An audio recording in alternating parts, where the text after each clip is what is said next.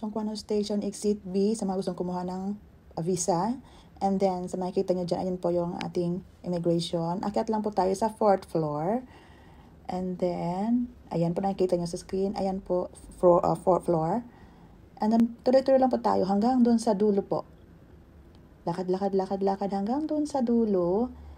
Kung saan makikita nyo yung counter 37. So, ayan. Napakahaba po nito.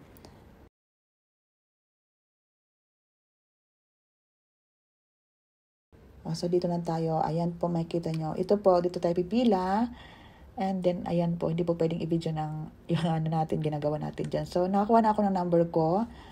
Tag number P1. Abangan ko na lang po sa screen kung anong counter ako sa payment section. So, ang pinakita ko po doon is yung binigay ng agency, ID at saka passport. Hindi po nila ibabalik yung passport kasi sa payment section na po yun makukuha. Ibabalik lang po nila yung ID. So, ayan po. Waiting tayo sa area for payment. And then, dyan po sa screen makikita ko anong counter tayo. Paglabas ng tag number, andun po nakalagay sa tabi nun ang counter natin na pupuntahan sa payment section po.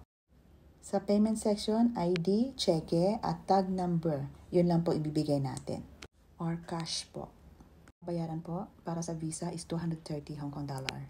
Ayan, so nakapila na po tayo sa payment section. Papakita lang po yung ID at yung cheque po. Thank you so much for watching, guys.